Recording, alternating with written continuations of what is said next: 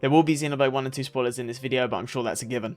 Anyway, so now that the dust has settled and more information's come out, I want to talk more about my predictions and theories for Xenoblade Chronicles 3. But first we need to get the facts out of the way, just straight 100% facts. So obviously this takes place after Xenoblade 1 and 2, you know, look at the key art, obvious. The thing that bothers me, so we see the Orion Titan, that's fine. It's the Mechonis sword. It really bothers me because I thought the Mechonis was completely wiped out. I thought that, you know, as, what's his face? Egil goes to swing down and fight Zanza, I thought the whole Mechonis got destroyed. But then I looked and I watched the trailers, not the trailers, the cutscenes. And he brings the sword down and he does cut the sword. But then it cuts away, and then when it cuts back to the two Titans fighting, he's dropped the sword hilt. So even though I thought all of Mechonis is just completely disintegrated, there's no definitive answer. It's just the sword got cut in half and the hilt is just nowhere to be found. I mean, if he did drop it, I would have thought it would have been vaporized because, you know, it's clear that there's nothing there. But then I went and watched some of the last cutscenes and things like that to see if I could maybe spot the hilt. Maybe they thought about that.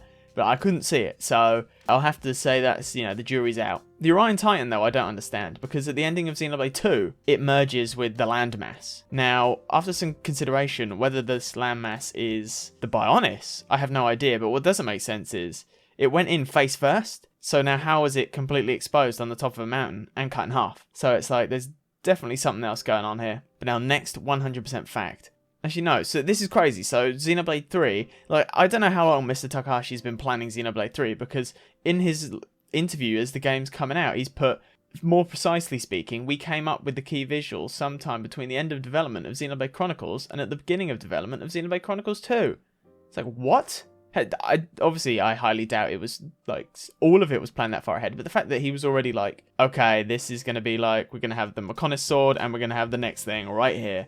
It's just like, what is he thinking about? Fact number 3, our protagonists, or shall I say our main party, I love all their designs. I think Noah looks cool. I don't want to hear any complaints. It's just facts. They all got the drip. They all look good. Okay, next one. So they've all got this mark, right? That's obviously important. Of course, we don't know what yet, but it's in the game's logo, and it's on most of these important characters. I did check our other 3 characters, but I could not see the mark on them. So I guess it does, at the moment, mean it's the mark of a Kiev soldier, but then who knows? But either way, this is going to be important. Now let's go on to some more grounded theories, okay? So we got the facts out of the way, but let's just talk a bit of speculation. So, you know, the woman we see here is definitely Melia. There's no doubt in my mind that is Melia. I mean, look, you know, cinnamon swirl hair, all that kind of stuff going on, like, that's Melia. And then, you know, we've got the other one, that's Nia. I don't, you know, it has to be Nia. It's like the crystal, the outfit, the color scheme. I'm going to assume they're leaders of both nations, which is absolutely insane, because could that mean the game's going to make us choose, or there's going to be a lot of suffering? Who knows? But it's insane. It's just like, why are they at odds? What are their roles going to be? You thought they'd get along.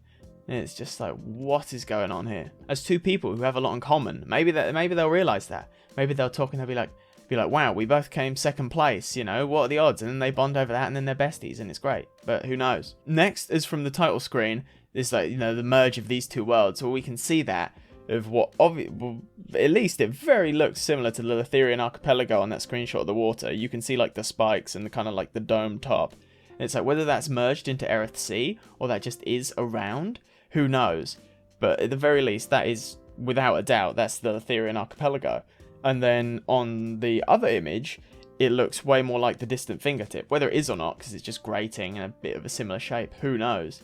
But it's just, it really makes you wonder, because again, but although that was on the fallen arm, and the fallen arm was still there, I did check when I went back through the cutscenes, the fallen arm was still there, so how that merged into everything else or got like that, basically some terraforming's been going on. I don't know how they got the Orion Titan out, or how the Mechonis sword got moved, but either way, some terraforming's been happening. The next one is definitely that Cena is going to be the best girl, and I'm not talking John Cena, I'm talking that Cena. Are you sure about that? As much as I didn't think I would, after seeing this game's trailer, yeah, I'm probably going to pre-order the Nia figurine. I think Lance is probably a Machina.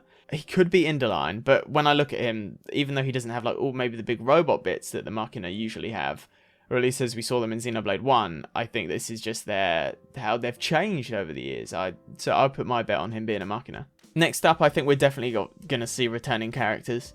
How many, though? It all depends on how far this game goes into the future. It's hard to say at the moment. I would predict it would probably be about, I would say minimum 100 years after both games, I think. We're going to go super far ahead, and the only people who are still going to be around are our Blades and our High-Entier.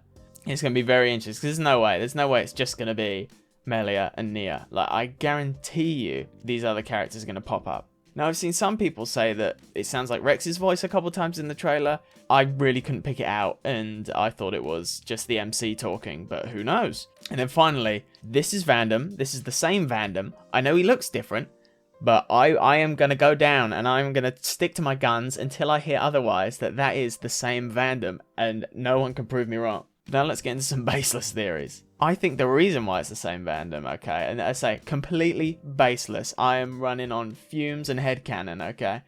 I think that Vandam was revived by Nia. Now, why, why the Urian Titan? Why not Gormott? Why not Tantol? They specifically picked the Urian Titan. Now, I know that was on the box art of Xenoblade 2, so I suppose it makes sense.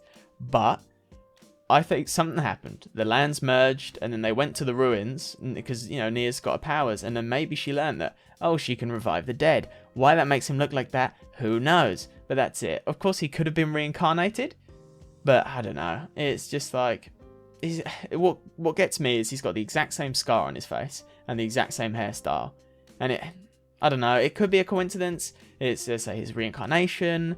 I doubt it's Zeke or Rex. I don't know, I don't see how both of them would get the exact same. It's the scar that gets me the most. Because anyone can style their hair to look like that. And, Zeke wears an eye patch and all that kind of stuff. But to get the exact same scar, it's like, come on.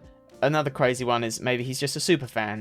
Maybe Cole's play has perpetuated throughout history. And this was one guy who was like super inspired. And so he modeled himself after Vandam. It could be anything. It's anyone's game. But I'm running with he got revived by Nia. How? No idea. But I'm telling you it happened. So now, do Mio and Nia have a connection? Almost definitely, I'd say. Is Mio Nia's daughter? Is it a vessel? Who knows? I saw an amazing observation by someone in my YouTube comments who's on screen right now, and they said that the core crystals, although similar, are flipped. So that leads me to believe that it's not a M for Mini, W for Wombo situation, and they probably are two separate people. But it's very odd. That was definitely a deliberate detail, because it wasn't, Nia in this trailer, her core crystal's the same. So that was a very conscious choice to have the long end of the diamond. Is it diamond? The long end pointed up for Nia and down for Mio. Also, both their names have 3 letters. They both have I. O and A are kind of similar. And M and N are right next to each other in the alphabet. So there's no, and design, they both got the white going on. Whether that's just the fashion of, was it Agnes? Agnes? I can't remember. It'll come to me. But either way, there's a connection, hands down. So next, I guarantee you Alvis is going to appear. He's going to have a major role. He's going to come in like halfway through the story, doing typical Alvis, vagueness. And he's going to be like, this isn't the world that Shulk envisioned or whatever. And go, or it'll just be smug, typical Alvis, holding it back information. He's going to have a big role in the story, I tell you. And he's going to interact with one of our other characters. And I think there's going to be, so far we've only seen 6 people. We've got, it's toting that the 6 characters we've seen are going to be our 6 party members. I don't think that's going to be the case. I think there's easily going to be at least 2 more. I think one of them's going to be a Nopon, as we saw those 2 Nopon in the trailer. It'd be interesting if perhaps they came as a tag team and they were one character, but they worked as a pair. Or we will get maybe a thing like, them, like a Nopon tag team of those 2. And then I think we'll have an old character. That's my next prediction. I think we're going to have an old character join the party. And I think it's going to be Pyra or Mithra. I think they're going to take the save data from Xenoblade 2. They're going to find out who you chose. And whoever that person is going to affect how this game plays and who joins your party. And it's either going to go one of 2 ways. It's going to, depending on that choice, the ending of Xenoblade 2 is going to be revealed. Where either they've both lost their memories, one's lost the memory but not the other, or they both remember. And that person is going to be like, I'm going to join you guys. This isn't what Rex wanted, blah, blah, blah. I'm going to help you change the world. And then there's going to be some confrontation there with Nia or whatever. And they're going to be like, why are you fighting? And blah, blah, blah.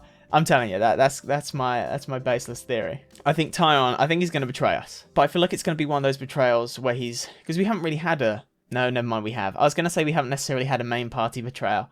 Even though I said there was going to be spoilers, I'm now like, I don't really want to talk about the spoilers. You know, the Xenoblade people who betrays us will know the important character. But I feel like he's going to do a thing, though, that his is going to be a thing where he gets, like, swayed halfway through. And it's like, I don't know, maybe he gets swayed by Melia to turn on us. And then he's like, oh, no, I can't do that. And then he comes back to our side. One of those kinds of betrayals. But speaking of characters, I almost guarantee that one of our party members is going to be descended from another character. I somewhere thought that Uni, somewhere along the line, might have descended from either Shulk or Ryan or whatever. Because the first thing that gave it away was, in Future Connected, Uni and Shulk were both wearing the same belt. But then I thought about it, and going back through the trailer, there's a load of people are wearing that belt. That's become, I guess, standard fashion for the weaponry. So I've thrown that one out the window, but I guarantee you one of our main party is going to be descended from another character. Now, at one point, of course, it's very vague, but a character says, I refuse to believe you're him. Now, I wonder, it's shown when Lanz is on the screen, so I wonder if that is Lanz talking to the Vandom character, because perhaps in Cole's play, they might hear Cole's play, perhaps that scene with the person playing the flute is at Vandom's play, and they hear the legend of Vandom, they go out of the play, boom, there's Vandom, and then Lanz is like, I refuse to believe you're him. But then, you know, maybe he's talking to Rex. Maybe this game isn't like 100 years in the future, and Rex is still around. And he's hailed as like this legendary hero, and then they bump into him, and it's just like, hey Rex, you know.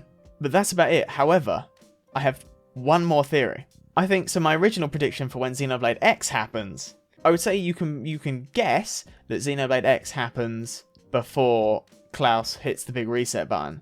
But I'm thinking that this game is actually gonna be set, so of course this one's going to be in the future, but then I feel like everything's kind of going to go back to normal, and somehow like it's almost like the cycle's going to repeat itself again, and we're going to get to a point where, oh, it becomes Earth again, whatever, and then that becomes Xenoblade X, and it's actually Xenoblade X still takes place of this combined timeline, but way, way, way further ahead, and not before Klaus pushed the reset button. Oh, and one more bonus theory. I predict right now, 100% fact, is going to happen. Uni will swear at the game's climax. Bitch, later, fight now.